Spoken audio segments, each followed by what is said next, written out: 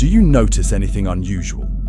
While European streets are still packed with tourists and Asian beaches are crowded with Westerners seeking new experiences, the United States, once considered the world's travel dream, has become unbelievably deserted. No longer the pride of the American dream, what is now remembered when mentioning the United States is only warnings. Too expensive, too dangerous, and no longer as worthy as they hoped. If a country once dreamed of by the entire world is now shunned by millions of tourists, will the image of the American dream in the eyes of the world still exist? In today's video, we'll explore cities that were once dream destinations but are now deserted, delve into the underlying reasons behind the decline in international visitors, and seek answers to the question, can America regain its lost glory? Or is this a turning point that marks the end of a golden era? If you were to compare each customer to a seat in a stadium, then Vegas would probably have dozens of empty stands. Las Vegas, a name that once conjured images of the brightly lit strip, casinos packed with tourists, and cheers echoing throughout the night. But now, that city is experiencing unprecedented emptiness. According to a report from the Las Vegas Convention and Visitors Authority, LVCVA, the number of visitors to Vegas in 2025 alone decreased by over 12% compared to the same period the previous year. It sounds dry, but imagine that number is equal to the population of a city in Florida that just disappeared from the map of the United States. The casinos that were once bustling are now silent.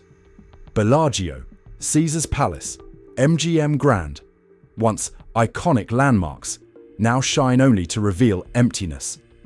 Empty poker tables, the monotonous clatter of slot machines, and sold-out shows forced to cut performances because there were more empty seats than people.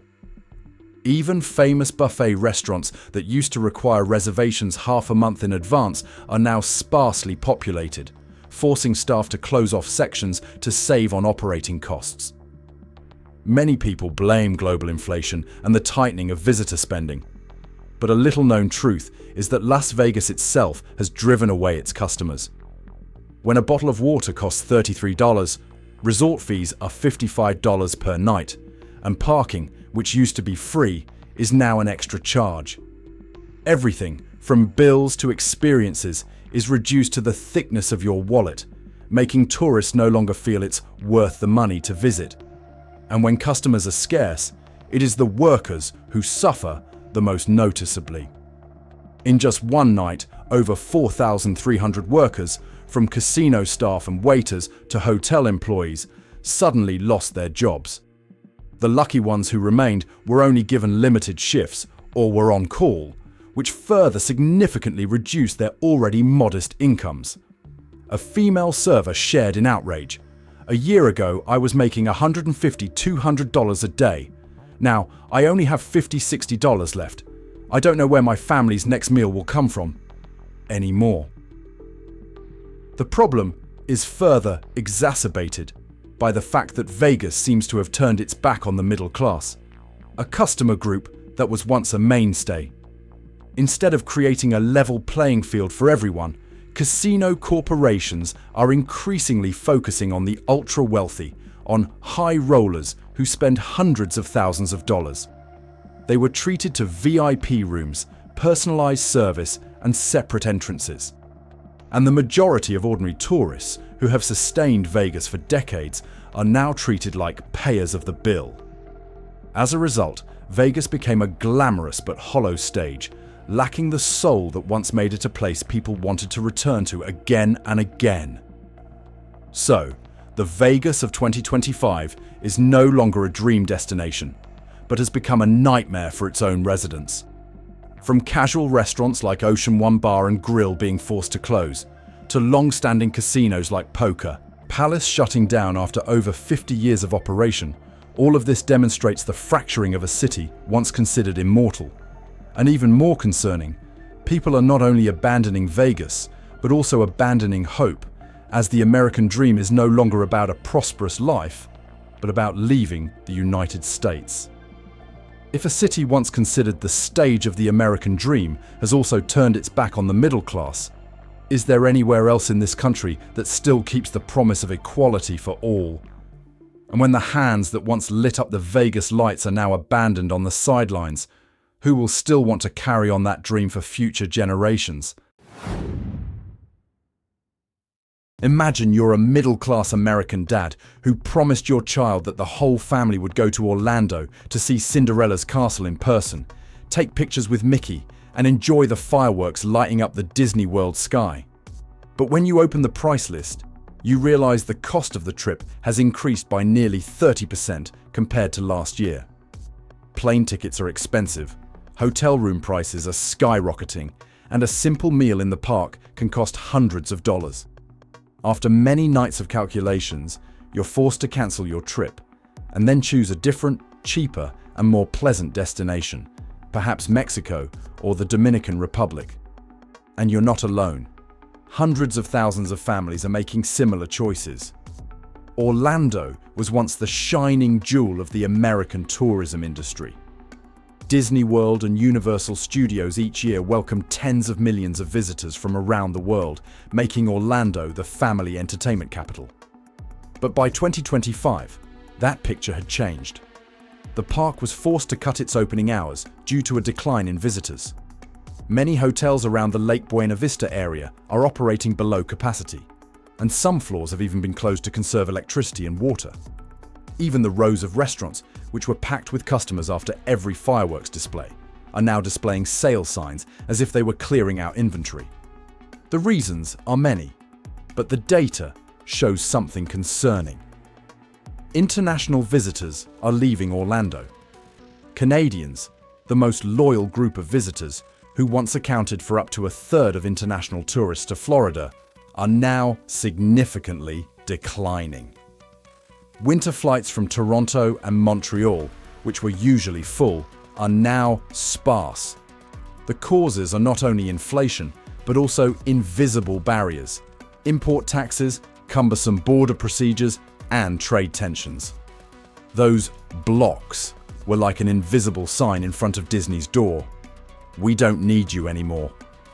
And when international visitors disappeared, the consequences rippled throughout the community. Restaurant servers on International Drive, Uber drivers who used to rely on airport hotel trips, and souvenir shop owners around Disney Springs, all of them are affected. As their suitcases stopped rolling into the hotel, their rice pot also began to run dry. Don't forget, the tourism industry alone contributes over 6% of Florida's GDP, so this isn't just a minor scratch, but a direct blow to the local economy. What many people regret is that Orlando once brought sweet memories to an entire generation. In the 80s and 90s, an average American family could save enough money for a complete vacation. 3 days at Disney, 2 days at Universal, plus a shopping trip to an outlet, all within reach. But Orlando in 2025 has become a financial gamble. Without a large enough credit card, the dream trip will quickly turn into a debt burden. Even the image of Mickey, a symbol of endless joy, can no longer fill the void in the empty park. When the seats in Disney's Broadway-style theater are empty, when Universal's roller coasters run at half capacity, Orlando is no longer a magical kingdom. It was like a dream that was inflated, then deflated by the very hands that turned it into a soulless profit machine. Can Orlando salvage the situation just with promotions and ticket discounts? Has the time come to rewrite the entire fairy tale formula for a new generation? And if even Disney World, once the epitome of American family happiness, is becoming deserted, what else can maintain the belief that the American dream still holds magic? There are places that just mentioning their name evokes a feeling of longing. For generations, Honolulu has been just that, a vibrant postcard of America, where Waikiki Beach shimmers golden in the sun, and lei garlands placed around your neck feel like a greeting from paradise. However, if one day you return, you will realize a cruel irony. The hotel is still lit, the sandy beach still stretches out, but the lively atmosphere has disappeared. Empty sun lounges, reduced hours at beachside restaurants, and shopping streets so quiet you could clearly hear the waves crashing like a long, sad melody. For decades, Japan has been the lifeblood of Hawaiian tourism, especially in Honolulu. But according to data from the Hawaii Tourism Authority, the number of Japanese visitors to Hawaii has decreased by over 50% compared to pre-pandemic levels, and shows no signs of recovery by mid-2025. That absence leaves a huge void. The luxury stores in Ala Moana Center are now perpetually displaying sale signs. Japanese restaurants that relied on this customer flow were forced to close in droves. The local people feel this shock more than anyone else. A taxi driver shared that his income has decreased by nearly half compared to a few years ago. Hotel staff who are used to serving international guests are now only working 3 days a week. Small family-run shops, passed down from generation to generation, quietly close their doors. Tourism, which accounts for nearly 1/5 of Hawaii's economy, means that every cancelled flight and every empty hotel room is a direct blow to community life. There are many reasons, partly due to rising costs. A vacation in Honolulu can now easily cost a family of 4 over $5,000. That number caused many people to turn to Mexico or Bali. Both are cheap and easy to get around. Another part comes from complex visa policies and entry procedures, which discourage international visitors, especially those from Asia. For them, the image of Hawaii is no longer the lei garland or the sound of the ukulele, but rather a stack of cumbersome administrative paperwork. Some major brands like Hawaiian Airlines are trying to turn things around by adding affordable direct flights connecting Japan, South Korea, and Canada, while also launching sustainable tourism programs to rebuild trust. This is a positive sign, but is it enough to hold on to dreams that are slipping away? If even Honolulu, a symbol of dream vacations for generations, is becoming out of reach, what does resort paradise mean in today's world? And is there still a place that can give us the sense of belonging that Hawaii once did? There was a time when just hearing the name Miami would instantly conjure up images of sun-drenched beaches, neon-lit nightclubs, and the vibrant energy of South Beach, where Latin American culture blends with the free-spiritedness of modern America. But by 2025, that picture is gradually fading. The sun lounges were empty, the streets of Ocean Drive were silent without salsa music, and many beachfront hotels were forced to close floors early to save electricity. The city that was once a vacation dream for millions now evokes a sense of disappointment rather than excitement. This change isn't just due to inflation or the rising cost of living. Reality is much more complex. A recent report from the Greater Miami Convention and Visitors Bureau shows that international visitors to the city decreased by nearly 14% in the first half of 2025. In particular, the group of tourists from South America, which accounts for the highest proportion of international visitors, experienced a sharp decline due to currency devaluation and high travel costs. This emptiness is most evident at Miami International Airport. Once bustling terminals now echo with the sound of lonely footsteps, and many international flights depart with rows of empty seats. But behind the numbers are human stories. A small seafood restaurant owner at Bayside Marketplace admitted that revenue had dropped by over 30%, forcing him to lay off half of his staff. An Uber driver who used to live off airport traffic now laments that he has to wait twice as long to get a ride. Those stories are repeating the same tragedy. When tourists leave, thousands of local families lose their main source of income. This is particularly dangerous for a city where tourism accounts for over 9% of GDP. As customers dwindled, the bustling streets transformed into empty spaces, triggering a domino effect. Restaurants were empty, shops closed, and employees lost their jobs. For many Miami residents, the vacation dream they were once proud to help build has now become a burden. Can Miami rediscover the soul that made it famous? Its hospitality, multiculturalism, and endless beachside fun? Or will it gradually become a discount paradise, where beautiful memories are just nostalgia. And if even an iconic city like Miami is running out of steam, how much real value will America's vacation dream still hold? Los Angeles was once considered the place where the American dream became reality.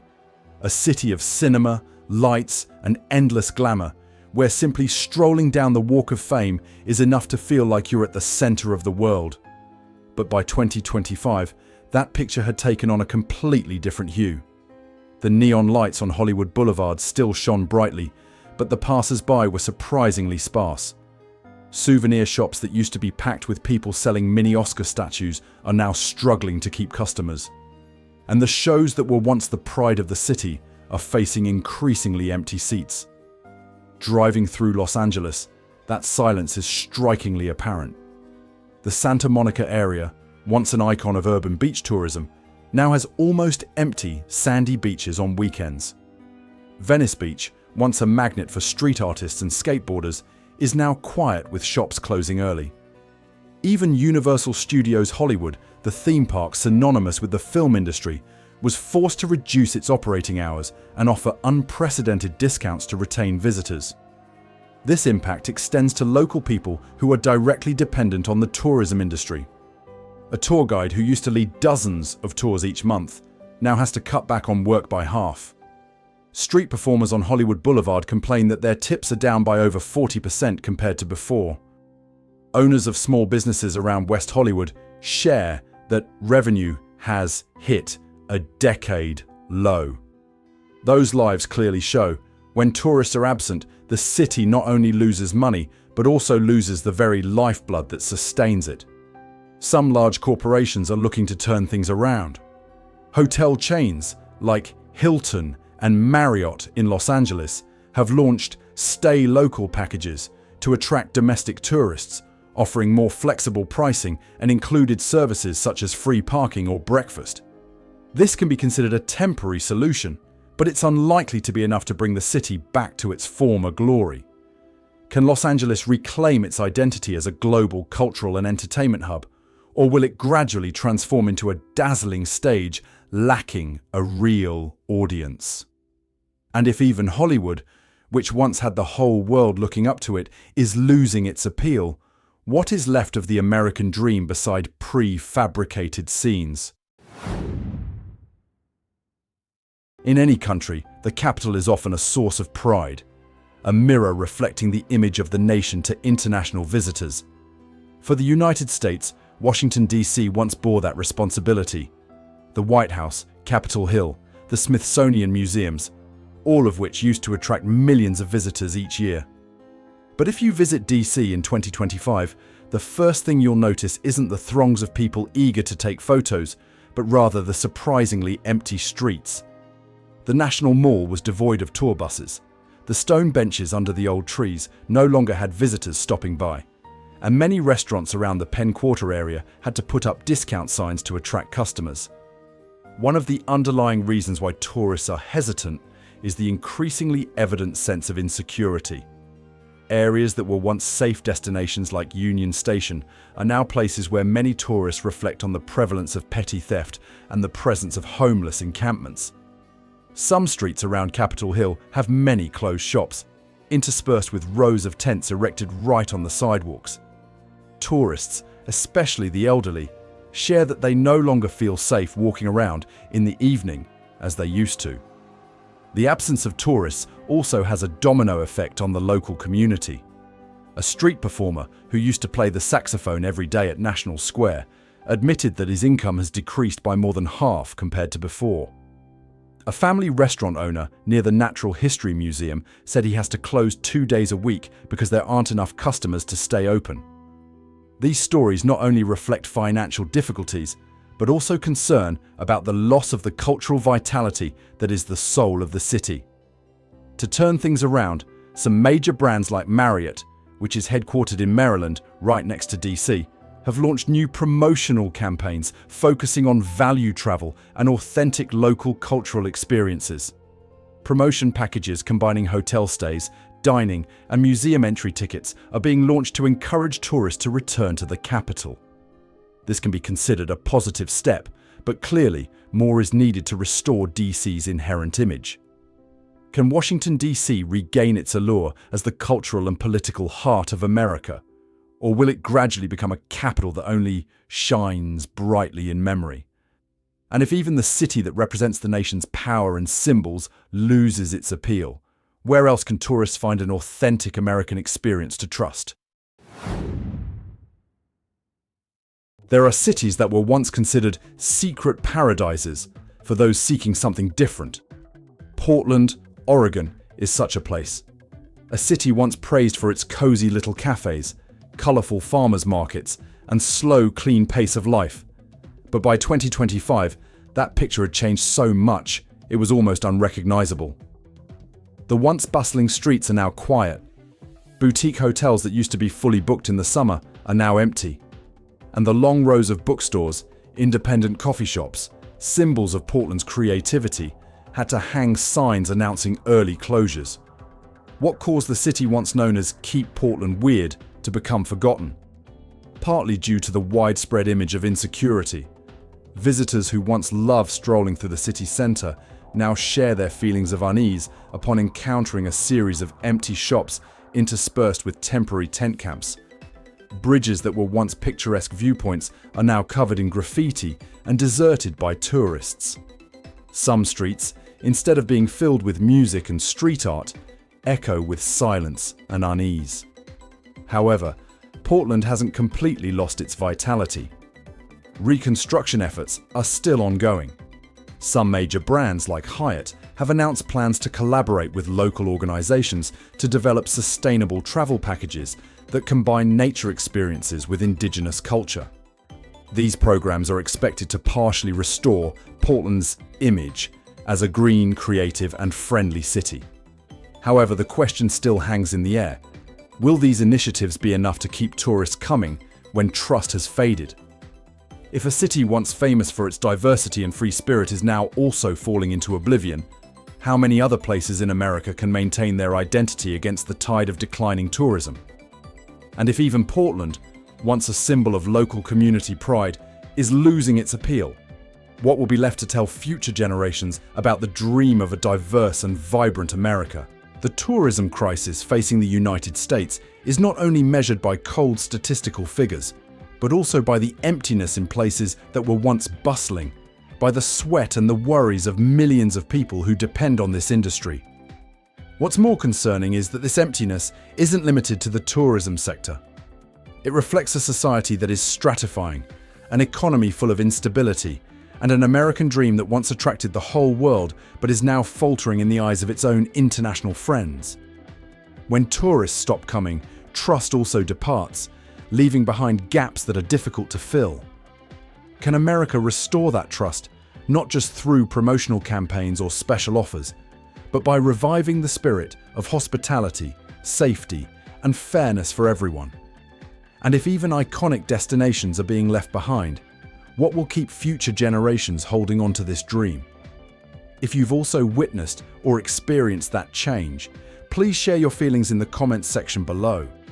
Don't forget to like, subscribe, and turn on notifications to join us on our next adventures, where we'll continue to explore other pieces of America that are changing every day. The content in this video is based on public sources, official reports, and observations from the field recorded in international media. Some details are illustrative or general, aiming to reflect the overall picture of the US tourism industry in the current period. We do not assert or assign responsibility to any individual, organization, or government. The sole purpose of the video is to offer an analytical, emotional, exploratory perspective for the audience to contemplate the ongoing changes. The observations and questions raised are not the final conclusion, but an invitation to dialogue, so that each person can offer their own unique perspective.